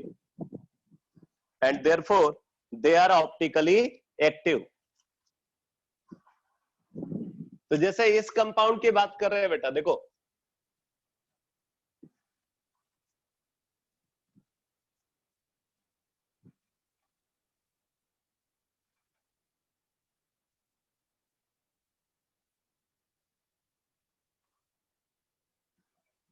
ये spiro compound है, even membered ring है, जरूरी नहीं है कि दोनों ring का size same हो। एक 4 मेंबर्ड है, दूसरा 6 मेंबर्ड भी हो सकता है, दोनों 4 मेंबर्ड हो सकते हैं, दोनों 6 मेंबर्ड हो सकते हैं, बट कोई भी ऑड मेंबर्ड रिंग नहीं होनी चाहिए। टर्मिनल कार्बन से अटैच ग्रुप डिफरेंट होने चाहिए, तो ये ऑप्टिकली एक्टिव होगा। अब इसी को हमें 3 डायमेंशनली समझना है, यही स्ट्रक्चर को 3 डायमेंशनली रिप्रेजेंट करना। तो अब 3 डायमेंशनली हम इसको रिप्रेजेंट करते हैं।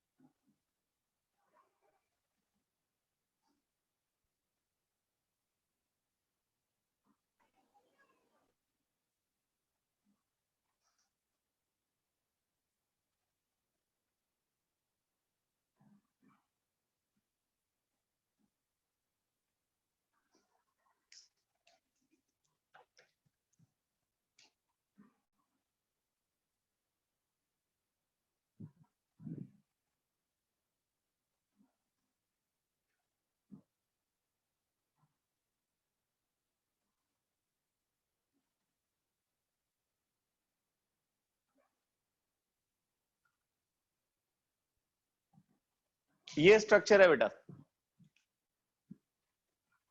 अब इसमें आप देख रहे हो ये वाली जो रिंग है, अगर ये बोर्ड के प्लेन में लाई कर रही है, लेफ्ट साइड वाली रिंग अगर बोर्ड के प्लेन में लाई कर रही है, तो जो राइट साइड वाली रिंग है वो बोर्ड के प्लेन के बाहर और अंदर लाई कर रही है। तो आप देखो यहाँ पे जो CH3 और H है, अगर ये बोर्ड के प्लेन में लाई कर रहा है, तो यहाँ पे जो CH3 और H है वो बोर्ड के प्लेन के अंदर और बाहर लाई करेगा। अब अगर आप इसको प्लेन ऑफ सिमेट्री में लेते हो, ये CH3 और H को प्लेन ऑफ सिमेट्री में लेते हो, तो ये प्लेन ऑफ सिमेट्री कैसे पास करेगी? ये प्लेन ऑफ सिमेट्री इस तरीके से पास करेगी, इधर CH3 और H के बीच से जाएगी। तो क्योंकि ये दोनों ग्रुप डिफरेंट है, इसलिए ये प्लेन ऑफ सिमेट्री इसको 2 इक्वल हाफ में डिवाइड नहीं कर पा रही। इसी तरीके से अगर हम इसको प्लेन ऑफ सिमेट्री में ले, ये CH3 और H को, ठीक है, इसको अगर प्लेन ऑफ सिमेट्री में ले, तो प्लेन ऑफ सिमेट्री इस तरीके से कार्बन के थ्रू पास करेगी, और तब प्लेन ऑफ सिमेट्री CH3 और H के बीच से जाएगी, तो इस पार्ट को वो डिवाइड नहीं कर पा रही। इसलिए ये मॉलिक्यूल डिसिमेट्रिक होगा, और डिसिमेट्रिक होने की वजह से ये ऑप्टिकली एक्टिव होगा।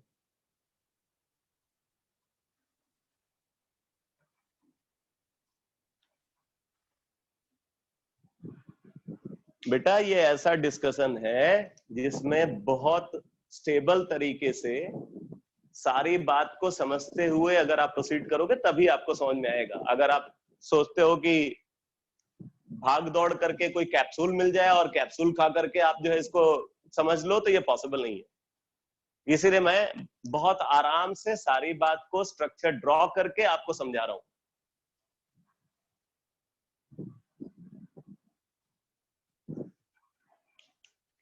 यहां भी वही प्रॉब्लम होगी, जैसे अगर मान लो हम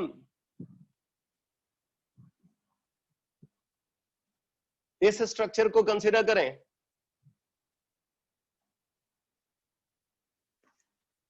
अब इसमें आप देखो क्या है सिचुएशन, ये कायरल सेंटर नहीं है, लेकिन ये क्या है, कायरल सेंटर है।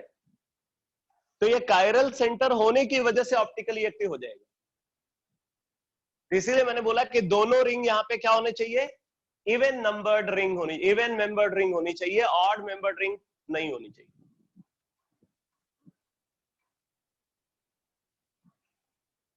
आ गया समझ में बेटा?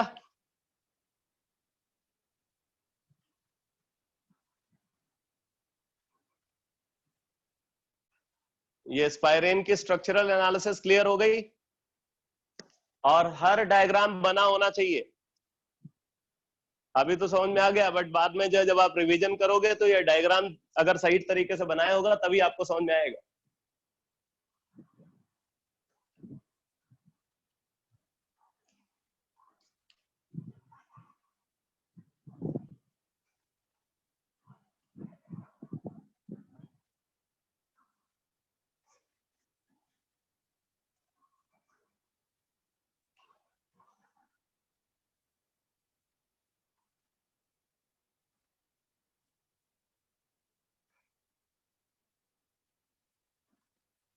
बाइफेनाइल्स,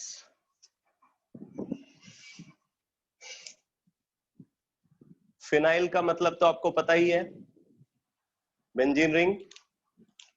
बाई मतलब दो बेंजीन रिंग, तो बाइफेनाइल मतलब ऐसे कंपाउंड जहां पे दो बेंजीन रिंग एक दूसरे से डायरेक्टली कनेक्टेड है। ये स्ट्रक्चर ड्रॉ कर लिया, ये वाला स्ट्रक्चर बना लिया, इसको हटा दूं।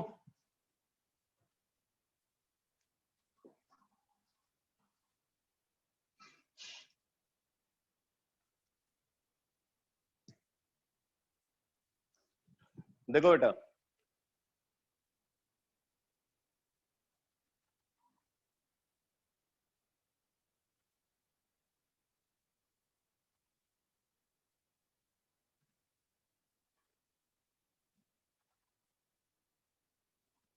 ये बाइफेनाइल,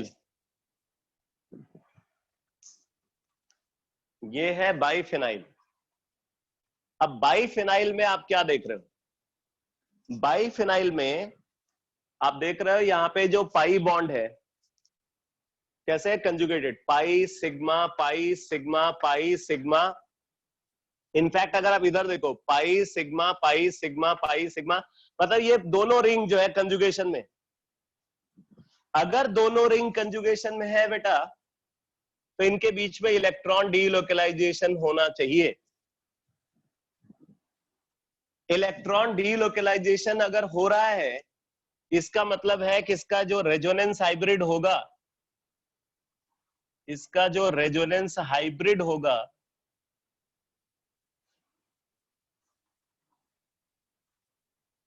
वो रेजोनेंस हाइब्रिड ऐसा होना चाहिए।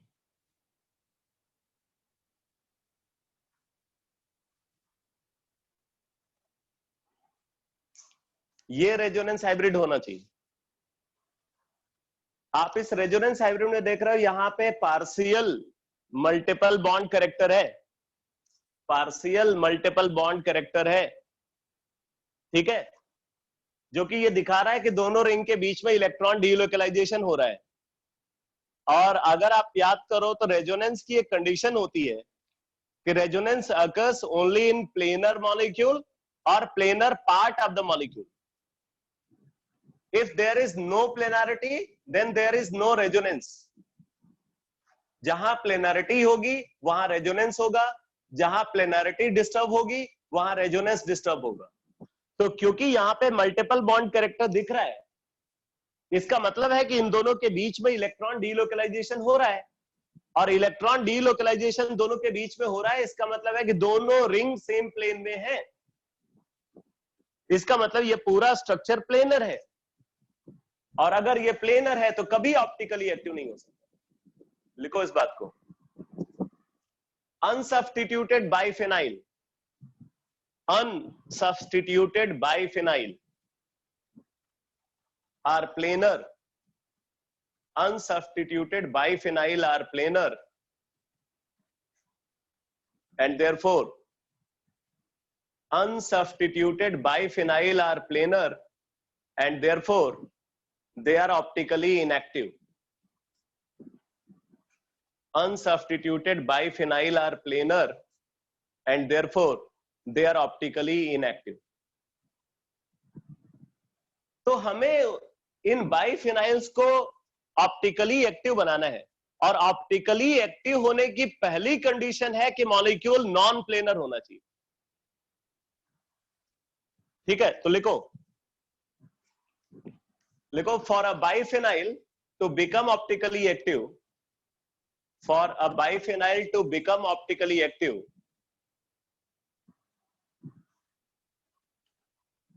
for a biphenyl to become optically active, following condition must be fulfilled. Following condition must be fulfilled. तो अगर हमें इसको ऑप्टिकली एक्टिव बनाना है तो कुछ कंडीशन फुलफिल होनी चाहिए इसके अंदर। पहली बात, बेसिक कंडीशन ये है कि हमें इसको नॉन प्लेनर बनाना पड़ेगा। अभी ये प्लेनर है, नॉन प्लेनर कैसे बनाया जा सकता है? देखो, अगर हम यहां पे एक मिथाइल ग्रुप लाएं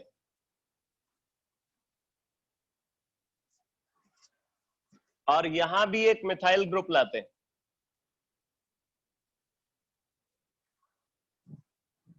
अगर यहां भी हमने मिथाइल ग्रुप रखा और यहां भी मिथाइल ग्रुप रखा, तो क्या होगा इनके बीच में? ये ग्रुप बहुत पास आ गए तो इनके बीच में रिपल्सन होगा, उसको स्टेरिक हिंड्रेंस बोलते हैं, स्टेरिक रिपल्सन। तो इनके बीच में स्टेरिक रिपल्सन ऑब्जर्व होगा, और ये स्टेरिक रिपल्सन क्या करेगा? इस सिस्टम की स्टेबिलिटी को डिस्टर्ब करेगा। अब ये खुद को स्टेबल बनाने के लिए स्टेरिक रिपल्सन को मिनिमाइज करना चाहता है, तो स्टेरिक रिपल्सन को कैसे मिनिमाइज करेगा बेटा, जरा समझना। आप देखो, अभी ये जो दोनों रिंग है, ये एक रिंग समझ लो इसको, ये एक रिंग है और ये दूसरी रिंग है। अभी ये दोनों रिंग इस तरीके से आपस में कनेक्टेड है, ठीक है। यहाँ पे एक मिथाइल ग्रुप लगा हुआ है, एक मिथाइल ग्रुप इस तरीके से आ रहा है, और उसी तरीके से यहाँ भी एक मिथाइल ग्रुप है जो ऐसे ऊपर की तरफ आ रहा है। तो मतलब दोनों के मिथाइल एक दूसरे की तरफ आ रहे हैं, और ये मिथाइल आपस में रिपल्सन क्रिएट करते हैं। उसी रिपल्सन को हम स्टेरिक रिपल्सन बोल रहे हैं। अब हमें क्या करना है? हमें स्टेरिक रिपल्सन को मिनिमाइज करना है। तो आपको ये लग रहा होगा कि भाई स्टेरिक रिपल्सन को तो ऐसे मिनिमाइज किया जा सकता है कि ये वाली रिंग जो है इसको हम 180 डिग्री घुमा दें, ऐसा कर दें। अगर हम ऐसा कर देते हैं तो क्या होगा? इसका मिथाइल ऊपर की तरफ और इसका मिथाइल नीचे चला जाएगा, ठीक है। नो डाउट मिथाइल का सेपरेशन तो बढ़ गया, लेकिन अभी भी ये प्रॉब्लम सॉल्व नहीं हुई। अगर हम इस स्ट्रक्चर को ऐसे रिप्रेजेंट कर रहे हैं, अगर हम इसको इस तरीके से रिप्रेजेंट कर रहे हैं बेटा, यहां पे CH3 है और यहां CH3, तो आप बोलोगे कि भाई मिथाइल मिथाइल सेपरेशन तो बढ़ गया, मिथाइल मिथाइल सेपरेशन बढ़ गया, लेकिन अभी भी जो स्टेरिक रिपल्सन है वो खत्म नहीं हुआ। क्यों नहीं खत्म हुआ बेटा? यहाँ पे हाइड्रोजन है, ऐसे ही इस रिंग पे भी हाइड्रोजन है। ये मिथाइल और हाइड्रोजन के बीच में भी सफिशिएंटली स्ट्रॉन्ग रिपल्सन होता है। इस मिथाइल और हाइड्रोजन के बीच में भी सफिशिएंटली स्ट्रॉन्ग रिपल्सन होता है। वो रिपल्सन भी मॉलिक्यूल की स्टेबिलिटी को डिस्टर्ब करता है। नो डाउट इस रिपल्सन से वो रिपल्सन वीक होगा, लेकिन अभी भी वो सफिशिएंटली स्ट्रॉन्ग रिपल्सन है, इसलिए मॉलिक्यूल को अभी भी राहत नहीं मिल पाई, वो अभी भी अनस्टेबल है। अब इसके पास एक ही रास्ता है स्टेरिक रिपल्सन को मिनिमाइज करने का। क्या तरीका है भाई? पहले ये दोनों रिंग सेम प्लेन में थी, तो क्या होगा? एक रिंग को तो हम उसी प्लेन में रख रहे हैं, दूसरे को हमने रोटेट कर दिया, दूसरे को 90 डिग्री रोटेट कर दिया। तो जब 90 डिग्री रोटेट करेंगे तो क्या होगा बेटा? देखो, इसका मिथाइल तो ऊपर की तरफ जाएगा, ऊपर की तरफ, लेकिन इसका मिथाइल अब हॉरिजॉन्टल प्लेन में इधर जाएगा। तो ऐसी सिचुएशन में क्या होगा? इनका सेपरेशन जो है वो इंक्रीज कर जाएगा, मिथाइल का सेपरेशन इंक्रीज कर जाएगा, और मिथाइल हाइड्रोजन का सेपरेशन भी सफिशिएंटली लार्ज होगा। तो स्टेरिक रिपल्सन यहाँ पे मिनिमाइज हो गया। लेकिन स्टेरिक रिपल्सन तो मिनिमाइज हो गया, बट एक स्टेबिलिटी खत्म हो गई। कौन सी? रेजोनेंस नहीं रहा, क्योंकि अब ये वाली रिंग और ये वाली रिंग अलग अलग प्लेन में है। तो इनके बीच में रेजोनेंस नहीं होगा, तो दोनों के बीच में मल्टीपल बॉन्ड कैरेक्टर नहीं मिलेगा। ठीक है, तो इसका मतलब ये है, लिख लो वो कंडीशन क्या क्या है, लिखो। Number one, there must be at least one bulky group. There must be at least one bulky group at the ortho position of each ring. There must be at least one bulky group at the ortho position of each ring.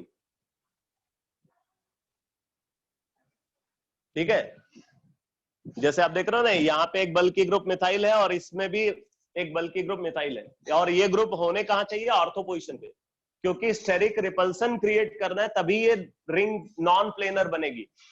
ये सब कुछ हम किस लिए कर रहे हैं, ring को नॉन प्लेनर बनाने के लिए कर रहे हैं। दूसरा पॉइंट लिखो,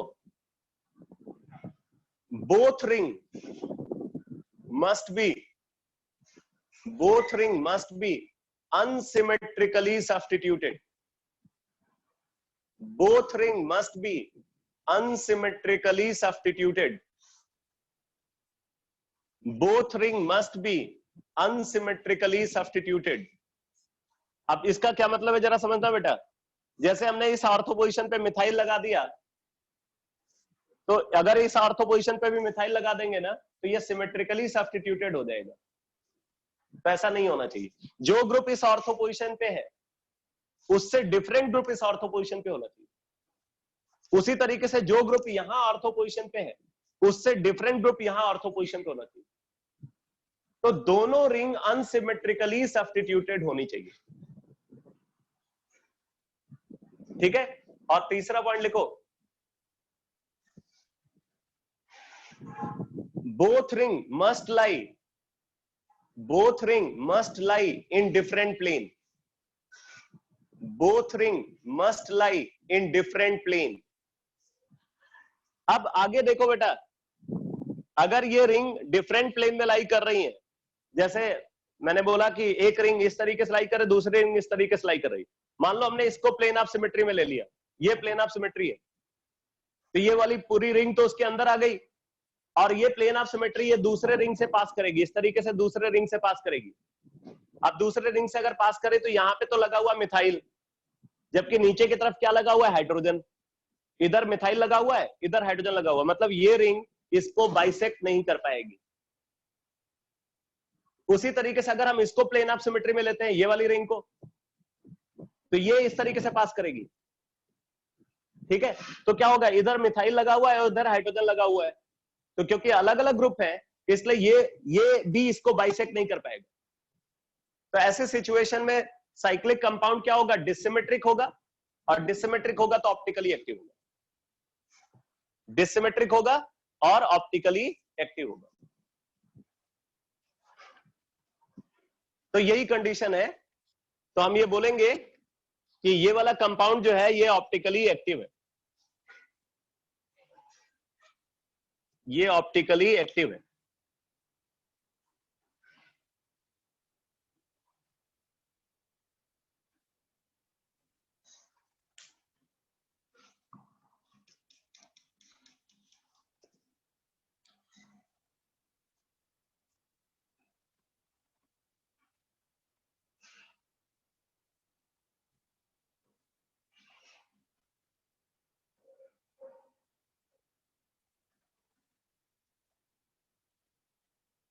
बताओ ये क्या होगा,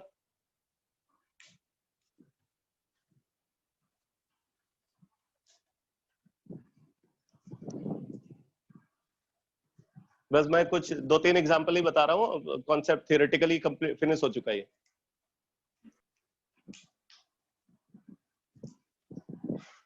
क्या होना चाहिए, इसको ऑप्टिकली एक्टिव होना चाहिए, ऑप्टिकली इनएक्टिव होना चाहिए।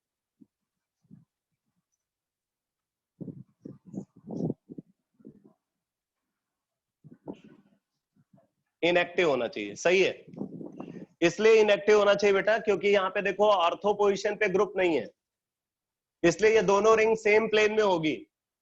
भले रिंग अनसिमेट्रिकली सब्स्टिट्यूटेड है, बट क्योंकि दोनों रिंग सेम प्लेन में लाई कर रही है तो ये प्लेनर स्ट्रक्चर है, इसलिए ऑप्टिकली इनएक्टिव होगा। प्लेनर स्ट्रक्चर है इसलिए ऑप्टिकली इनएक्टिव है।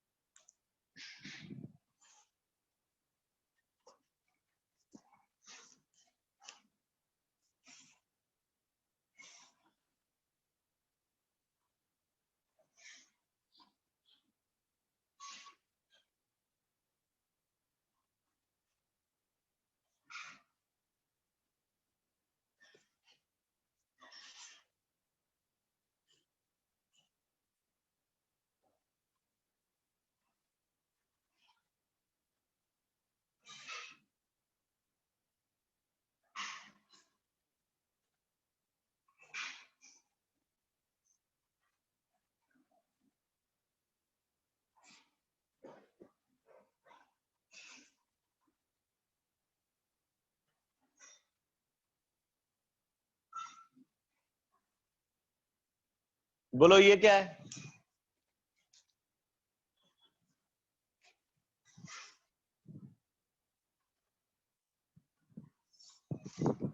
इसमें आप बता सकते हो कौन सी दो रिंग सेम प्लेन में होंगी?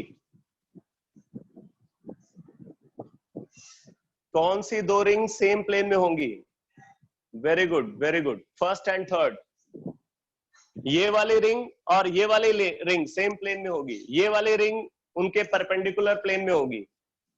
अगर आप ये बीच वाली रिंग को प्लेन ऑफ सिमेट्री में ले लो, बीच वाली रिंग को प्लेन ऑफ सिमेट्री में ले लो, तो क्या होगा? वो इसको भी बाइसेक्ट कर देगी क्योंकि दोनों जगह CS3 लगा हुआ है, और इसको भी बाइसेक्ट कर देगी। तो ये ऑप्टिकली एक्टिव हो जाएगा बेटा, ऑप्टिकली इनएक्टिव, ऑप्टिकली इनएक्टिव।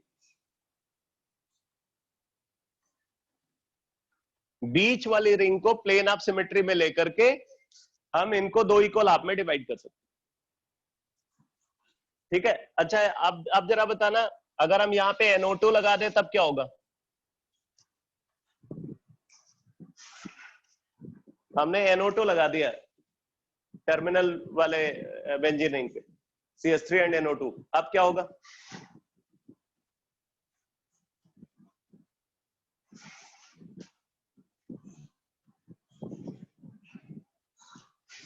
सही है, ऑप्टिकली एक्टिव होगा। अब ये ऑप्टिकली एक्टिव हो जाएगा, क्यों? क्योंकि बीच वाले रिंग को अगर आप प्लेन ऑफ सिमेट्री में लेते हो, ठीक है, तो इसको तो वो बाइसेक्ट कर रहा है, लेकिन इसको बाइसेक्ट नहीं कर पा रहा है, इसलिए ये डिसिमेट्रिक होगा और ऑप्टिकली एक्टिव होगा।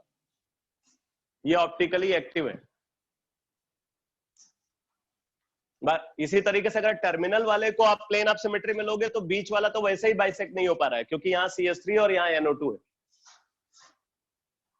तो ऐसे आपको चेक करना पड़ेगा। तो ऑप्टिकल आइसोमेरिज्म का डिस्कशन फिनिश हो गया। ठीक है, अब मैं कल की क्लास में, कल मैं क्लास लूंगा क्योंकि ट्यूसडे आपका टेस्ट होना है। टेस्ट आपका ऑप्टिकल आइसोमेरिज्म पे बेस्ड होगा, तो कल की क्लास में मैं कन्फर्मेशनल आइसोमेरिज्म डिस्कस करूंगा। ठीक है बेटा, कल कन्फर्मेशनल आइसोमेरिज्म डिस्कस करेंगे। क्लास का टाइमिंग है इवनिंग में 6 to 7:30, 6 to 7:30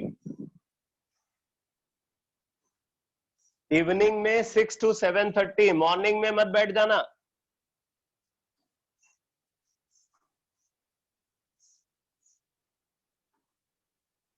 सर। हाँ बोलो नमन। सर अनसिमेट्रिकल सब्स्टिट्यूशन समझा दो क्या था?